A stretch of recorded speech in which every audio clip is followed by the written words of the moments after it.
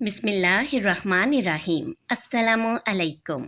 شروع کرتے ہیں درود اسلام کے ساتھ صلی اللہ علیہ وآلہ وسلم۔ جب ہمارے پیارے نبی حضرت محمد صلی اللہ علیہ وآلہ وسلم کی عمر مبارک تقریباً 25 سال کی ہوئی تو آپ صلی اللہ علیہ وآلہ وسلم کی امانت اور دیانت داری کی وجہ سے مکہ میں آپ صلی اللہ علیہ وآلہ وسلم کو امین کہہ کر پکارا جانے لگا تھا۔ آپ صلی اللہ علیہ وآلہ وسلم کا یہ لقب بہت مشہور ہو گیا تھا۔ لوگ آپ صلی اللہ علیہ وآلہ وسلم کو امین کے علاوہ اور کسی نام سے نہیں پکارتے تھے۔ انہی دنوں ابو طالب نے آپ صلی اللہ علیہ وآلہ وسلم سے کہا، اے بھتیجے، میں ایک بہت غریب آدمی ہوں اور قحط سالی کی وجہ سے اور زیادہ سخت حالات کا سامنا ہے۔ کافی عرصہ سے خشک سالی کا دور چل رہا ہے۔ کوئی بھی ایسا ذریعہ نہیں کہ اپنا کام چلا سکے اور نہ ہماری کوئی تجارت ہے۔ ایک تجارتی قافلہ شام جانے والا ہے، اس میں قریش کے لوگ بھی شامل ہیں۔ قریش کی ایک خاتون خدیجہ بنت خویلد شام کی طرف اپنا تجارتی سامان بھیجا کرتی ہیں۔ جو شخص ان کا مال لے کر جاتا ہے وہ اپنی اجرت ان سے طے کر لیتا ہے۔ اب اگر تم ان کے پاس جاؤ اور ان کا مال لے جانے کی پیشکش کرو تو وہ ضرور اپنا مال تمہیں دے دیں گی، کیونکہ تمہاری امانت داری کی شہرت ان تک پہنچ چکی ہے۔ اگرچہ میں اس بات کو پسند نہیں کرتا کہ تم شام کے سفر پر جاؤ، یہودی تمہارے دشمن ہیں، لیکن حالات کی وجہ سے میں مجبور ہوں۔ اس کے علاوہ کوئی بھی چارہ تو نہیں۔ یہاں تک کہہ کر ابو طالب خاموش ہو گئے۔ تب آپ صلی اللہ علیہ وآلہ وسلم نے فرمایا، ممکن ہے وہ خاتون خود میرے پاس کسی کو بھیجیں۔ یہ بات آپ صلی اللہ علیہ وآلہ وسلم نے اس لیے کہی تھی کہ حضرت خدیجہ رضی اللہ تعالیٰ عنہا کو ایک بااعتماد آدمی کی سخت ضرورت تھی، اور اس وقت مکہ میں آپ صلی اللہ علیہ وآلہ وسلم سے زیادہ شریف، پاک باز، امانت دار، سمجھدار اور قابل اعتماد آدمی کوئی بھی نہیں تھا۔ ابو طالب اس وقت بہت زیادہ پریشان تھے۔ آپ صلی اللہ علیہ وآلہ وسلم کی یہ بات سن کر انہوں نے کہا، اگر تم نہ گئے تو مجھے ڈر ہے وہ کسی اور سے معاملہ طے کر لیں گی۔ یہ کہہ کر ابو طالب اٹھ گئے۔ ادھر آپ صلی اللہ علیہ وآلہ وسلم کو یقین سا تھا کہ حضرت خدیجہ رضی اللہ تعالیٰ عنہا خود ان کی طرف کسی کو بھیجیں گی، اور ہوا بھی یہی۔ بالکل ایسا ہی ہوا۔ حضرت خدیجہ رضی اللہ تعالیٰ عنہا نے اللہ کے رسول صلی اللہ علیہ وآلہ وسلم کو بلا بھیجا۔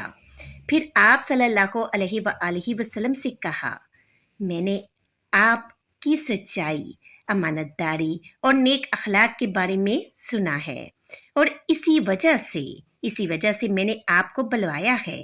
جو معاوضہ آپ کی قوم کے دوسرے آدمیوں کو دیتی ہوں، آپ کو ان سے 2 گنا دوں گی۔ آپ نے ان کی بات منظور فرما لی۔ پھر آپ صلی اللہ علیہ وآلہ وسلم اپنے چچا ابو طالب سے ملے، انہیں یہ بات بتائی۔ ابو طالب سن کر بولے، یہ روزی تمہارے لیے اللہ پاک نے پیدا فرمائی ہے۔ اس کے بعد آپ صلی اللہ علیہ وآلہ وسلم حضرت خدیجہ رضی اللہ تعالیٰ عنہا کا سامان تجارت لے کر شام کی طرف روانہ ہوئے۔ حضرت خدیجہ رضی اللہ تعالیٰ عنہا کے غلام میسرہ آپ صلی اللہ علیہ وآلہ وسلم کے ساتھ تھے۔ روانگی کے وقت حضرت خدیجہ رضی اللہ تعالیٰ عنہا نے میسرہ سے کہا، کسی معاملے میں ان کی نافرمانی نہ کرنا، جو یہ کہیں بالکل وہی کرنا، ان کی رائے سے بالکل بھی اختلاف نہ کرنا۔ آپ صلی اللہ علیہ وآلہ وسلم کے سب چاچوں نے قافلے والوں سے آپ صلی اللہ علیہ وآلہ وسلم کی خبر گیری رکھنے کی درخواست کی۔ اس کی وجہ یہ بھی تھی کہ ذمہ داری کے لحاظ سے یہ آپ صلی اللہ علیہ وآلہ وسلم کا پہلا تجارتی سفر تھا۔ گویا آپ صلی اللہ علیہ وآلہ وسلم اس کام میں بالکل نئے تھے۔ ادھر آپ صلی اللہ علیہ وآلہ وسلم روانہ ہوئے، ادھر آپ صلی اللہ علیہ وآلہ وسلم کا معجزہ شروع ہو گیا۔ ایک بدلی نے آپ صلی اللہ علیہ وآلہ وسلم کے اوپر سایہ کر لیا۔ سبحان اللہ۔ آپ صلی اللہ علیہ وآلہ وسلم کے ساتھ ساتھ چلنے لگی۔ جب آپ صلی اللہ علیہ وآلہ وسلم شام پہنچے تو بصرہ شہر کے بازار میں ایک درخت کے سائے میں اترے۔ یہ درخت ایک عیسائی راہب نستورہ کی خانقاہ کے سامنے تھا۔ نستورہ میسرہ کو بہت پہلے سے جانتا پہچانتا تھا۔ حضور صلی اللہ علیہ وآلہ وسلم کی صورت دیکھتے ہی نستورہ میسرہ کے پاس آیا اور دریافت کیا کہ اے میسرہ، یہ کون شخص ہے جو اس درخت کے نیچے اتر پڑے ہیں؟ میسرہ نے جواب دیا کہ یہ مکہ کے رہنے والے ہیں اور خاندان بنو ہاشم کے چشم و چراغ ہیں۔ یہ سن کر راہب نے کہا، اس درخت کے نیچے نبی پاک کے سوا کبھی کوئی آدمی نہیں بیٹھا۔ مطلب یہ تھا کہ اس درخت کے نیچے آج تک کوئی شخص نہیں بیٹھا۔ اللہ پاک نے اس درخت کو ہمیشہ اس سے بچایا ہے کہ اس کے نیچے نبی کے سوا کوئی دوسرا شخص بیٹھے۔ سبحان اللہ۔ اس کے بعد اس نے میسرہ سے پوچھا، کیا ان کی آنکھوں میں سرخی ہے؟ میسرہ نے جواب دیا، ہاں جی بالکل ہے، اور یہ سرخی ان کی آنکھوں میں مستقل رہتی ہے۔ اب نستورہ نے کہا، یہ وہی ہے۔ میسرہ نے حیران ہو کر اس کی طرف دیکھا اور بولے، کیا مطلب یہ وہی ہے؟ کون وہی؟ انہوں نے جواب دیا، یہ آخری پیغمبر ہیں۔ کاش میں وہ زمانہ پا سکتا جب انہیں ظہور کا حکم ملے گا، یعنی جب انہیں نبوت ملے گی۔ اس کے بعد وہ چپکے سے آپ صلی اللہ علیہ وآلہ وسلم کے پاس پہنچا۔ پہلے تو اس نے آپ صلی اللہ علیہ وآلہ وسلم کے سر کو بوسہ دیا، پھر آپ صلی اللہ علیہ وآلہ وسلم کے قدموں کو بوسہ دیا اور بولا، میں آپ صلی اللہ علیہ وآلہ وسلم پر ایمان لاتا ہوں اور گواہی دیتا ہوں کہ آپ صلی اللہ علیہ وآلہ وسلم وہی ہیں جن کا ذکر اللہ پاک نے تورات میں فرمایا ہے۔ اس کے بعد نستورہ نے کہا، اے محمد صلی اللہ علیہ وآلہ وسلم، میں نے آپ صلی اللہ علیہ وآلہ وسلم میں وہ تمام نشانیاں دیکھ لی ہیں جو پرانی کتابوں میں آپ صلی اللہ علیہ وآلہ وسلم کی نبوت کی علامتوں کے طور پر درج ہیں۔ صرف ایک نشانی باقی ہے، اس لیے آپ صلی اللہ علیہ وآلہ وسلم ذرا اپنے کندھے سے کپڑا ہٹائیے۔ آپ صلی اللہ علیہ وآلہ وسلم نے اپنے شانہ مبارک سے کپڑا ہٹا دیا۔ تب نستورہ نے وہاں مہر نبوت کو جگمگاتے دیکھا۔ سبحان اللہ۔ وہ فوراً مہر نبوت کو چومنے کے لیے جھک گیا، پھر بولا، میں گواہی دیتا ہوں کہ اللہ پاک کے سوا کوئی بھی عبادت کے لائق نہیں، اور میں گواہی دیتا ہوں کہ آپ صلی اللہ علیہ وآلہ وسلم اللہ پاک کے پیغمبر ہیں۔ آپ صلی اللہ علیہ وآلہ وسلم کے بارے میں حضرت عیسیٰ ابن مریم علیہ السلام نے خوشخبری دی تھی، اور انہوں نے کہا تھا، میرے بعد اس درخت کے نیچے کوئی نہیں بیٹھے گا سوائے نبی آخر الزماں کے، جو امی، ہاشمی، عربی اور مکی یعنی مکہ کے رہنے والے ہوں گے۔ قیامت میں حوض کوثر اور شفاعت والے ہوں گے۔ اس واقعے کے بعد آپ صلی اللہ علیہ وآلہ وسلم بصرہ کے بازار میں تشریف لے گئی۔ وہاں آپ صلی اللہ علیہ وآلہ وسلم نے مال فروخت کیا جو ساتھ لائے تھے اور کچھ چیزیں خریدی۔ اس خرید و فروخت کے دوران ایک شخص نے آپ صلی اللہ علیہ وآلہ وسلم سے کچھ جھگڑا کیا اور بولا، لات اور عزا کی قسم کھاؤ۔ آپ صلی اللہ علیہ وآلہ وسلم نے فرمایا، میں نے ان بتوں کے نام پر کبھی بھی قسم نہیں کھائی۔ آپ صلی اللہ علیہ وآلہ وسلم کا یہ جملہ سن کر وہ شخص چونک اٹھا۔ شاید وہ گزشتہ آسمانی کتابوں کا کوئی عالم تھا اور اس نے آپ صلی اللہ علیہ وآلہ وسلم کو پہچان لیا تھا، چنانچہ بولا، آپ صلی اللہ علیہ وآلہ وسلم ٹھیک کہتے ہیں۔ اس کے بعد اس نے میسرہ سے علیحدگی میں ملاقات کی اور کہنے لگا، मैसरा, ये नबी है, कसम है इस ज़ात की जिसके कब्ज़ा में यानी जिसके हाथ में मेरी जान है। ये वही है, ये बिल्कुल वही है जिसका ज़िक्र हमारे राहिब अपनी किताबों में पाते हैं। मैसरा ने इसकी इस बात को ज़हन नशीन कर लिया। रास्ते में एक और वाक़या पेश आया। हज़रत खदीजा रज़ियल्लाहु तआला अन्हा के 2 ऊँट बहुत ज़्यादा थक गए थे और चलने के काबिल ना रहे।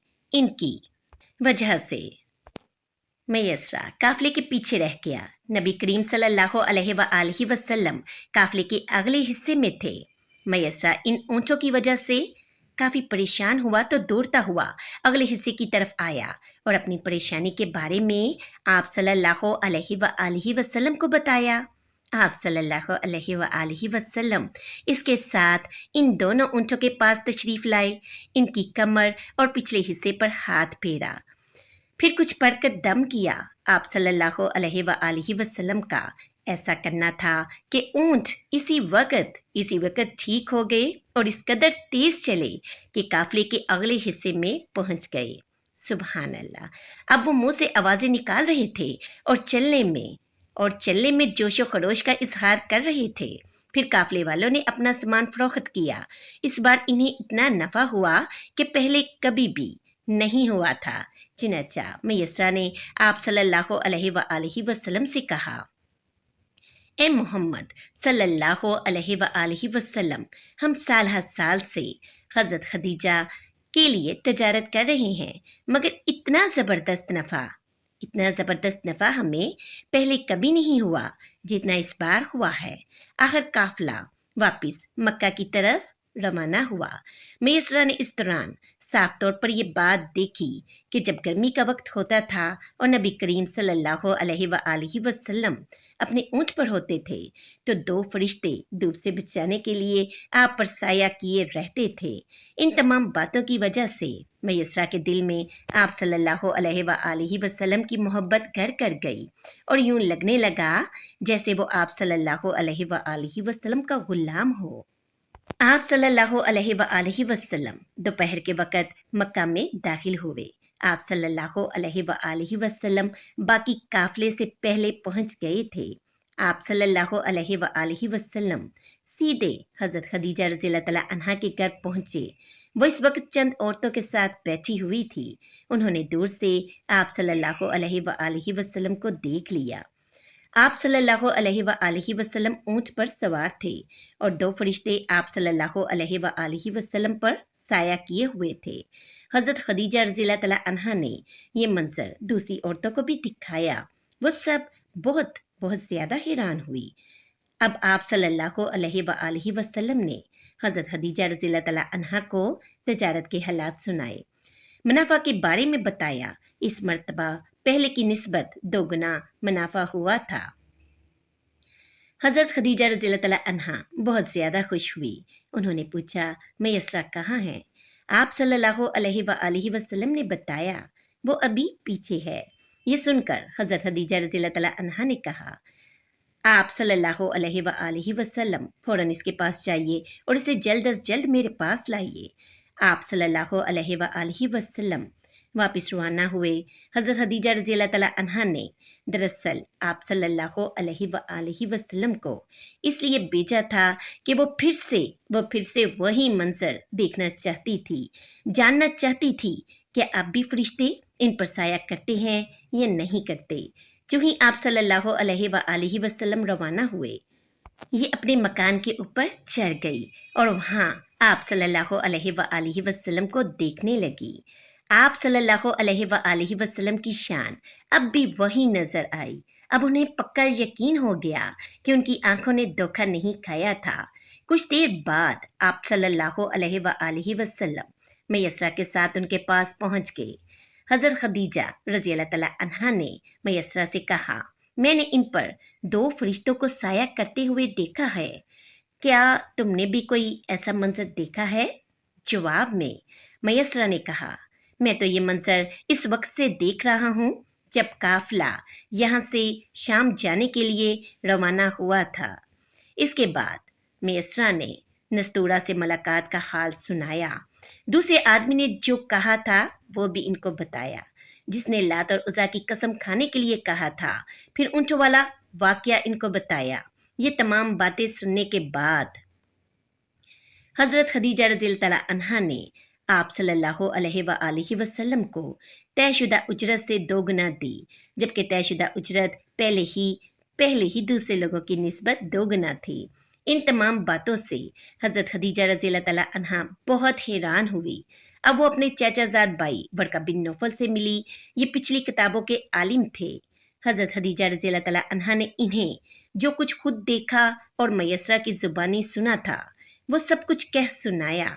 वर्का बिन नौफल इस वक्त ईसाई मजहब से ताल्लुक रखते थे। इससे पहले वो यहूदी थे। हज़रत खदीजा रज़ियल्लाहु तआला अन्हा की तमाम बातें सुनकर वर्का बिन नौफल ने कहा, खदीजा, अगर ये बातें सच है तो समझ लो मोहम्मद सल्लल्लाहु अलैहि वसल्लम इस उम्मत के नबी हैं। मैं ये बात जान चुका हूँ कि वो इस उम्मत के होने वाले नबी हैं।